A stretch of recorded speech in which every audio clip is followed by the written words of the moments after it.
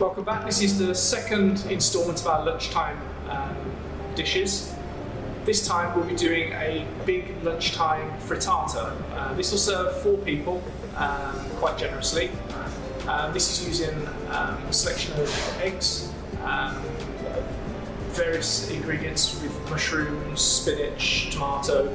I've selected this one because this is a dish that you can do with almost anything in your fridge. So if you've got something that needs using, you can put it into your frittata. There will be peppers, onions, garlic, mushrooms. I'm using Parmesan cheese today as well. So really this is a very versatile dish that you can do with almost anything. So this is why I picked it. So we'll get started.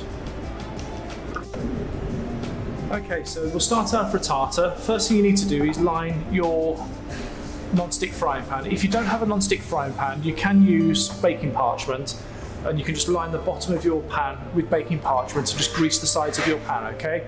This will stop your frittata sticking and make it easy to turn out at the end.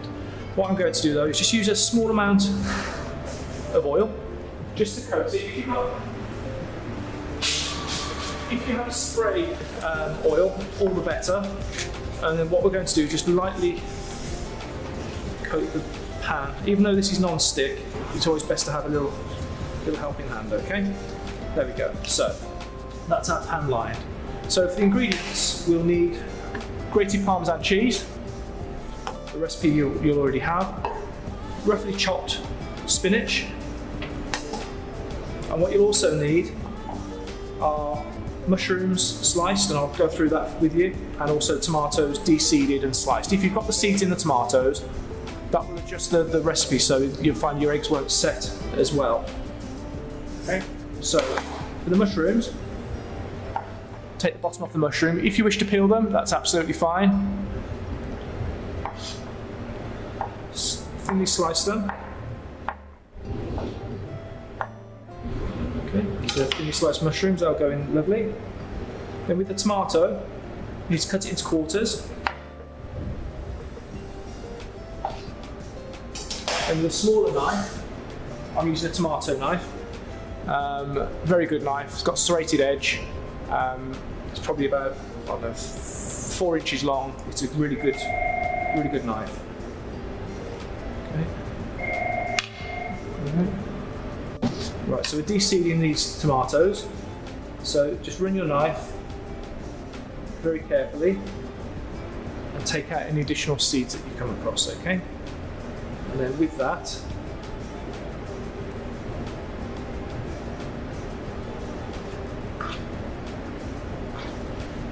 we'll then slice the tomato nice and thin, because you want nice bits of tomato going through your frittata.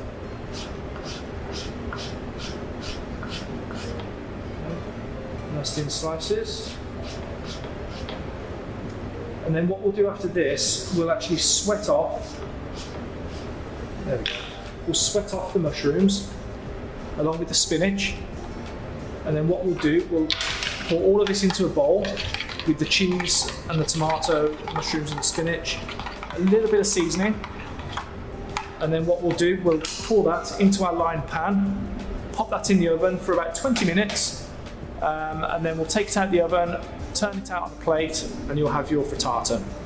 So we'll just pan over to the stoves, and then I'll go through the cooking of the mushrooms and spinach. Right, so we've now got the pan on the heat. We'll just do a tiny bit of rapeseed oil in there, not too much, just enough to cook the mushrooms. You have to bear in mind though, the mushrooms will absorb the moisture, okay? So we're just going to bring that up to a nice temperature.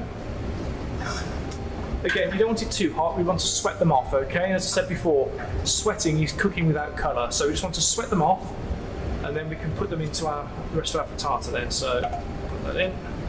Again, you can put all sorts of stuff in frittata. You can put garlic in there. I do that at home. Very nice.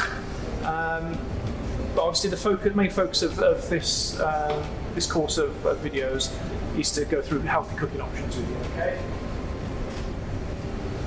So there we go. So they're starting to cook. Then once they've started to sweat and release some of their moisture, we'll add that spinach in, and we'll just wilt that spinach down. What you'll find with spinach, you'll seem like 100 grams is a lot, and it'll fill the pan up. But once it starts cooking and that liquid starts coming out of the spinach, it'll wilt down to next to nothing, so you'll be very surprised. So to start with, you'll probably need quite a large pan, and then you'll find when it wilts down, there'll be next to nothing in there. Okay, so obviously, so turn your ingredients over with a spoon to make sure it's nice and safe. You just need to gently cook these mushrooms off, because they will finish off in the frittata anyway.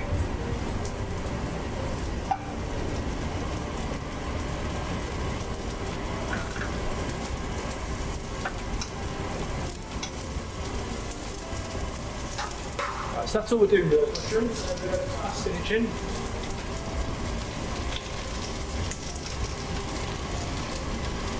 So what you'll need to do, just gently cut your spinach up. Gently cut your spinach up before you actually. You can see now that's quite a full pan of spinach, but once this starts to wilt down, you'll see it'll go to next to nothing. Turn the heat down. Now your mushrooms are more or less done.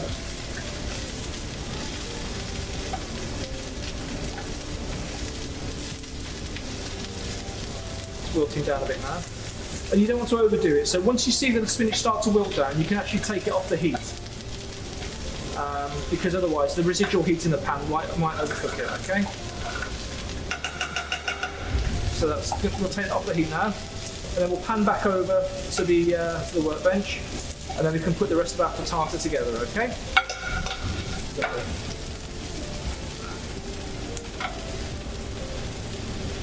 Right. So now we've got our bowl. Spinach and mushrooms are done. You can see now how the spinach has wilted down to next to nothing. It's pretty much finished. So what we'll do, we'll put that into our clean bowl. What that'll do, that'll stop the cooking of the spinach as well. Okay. There we go. So then what we'll do, we'll add our tomatoes.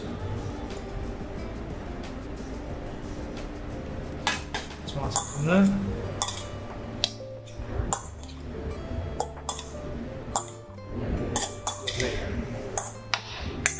Mix that through. Then we'll add our 50 grams, I think it was, of Parmesan cheese.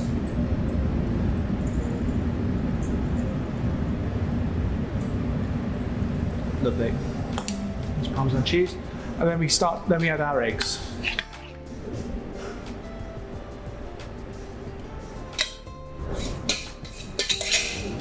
Okay, so we'll stir this through, make sure it's all nicely incorporated. Then what we'll do, we'll add a pinch of salt.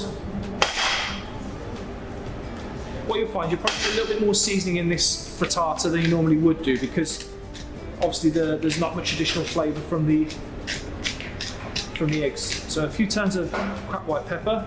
I always use white pepper when I'm doing stuff like this, things that are light coloured, because you don't necessarily want to see the black pepper going through the frittata when you cut into it. Okay, so that is basically it. So what we'll do, we're going to pour that into our pan.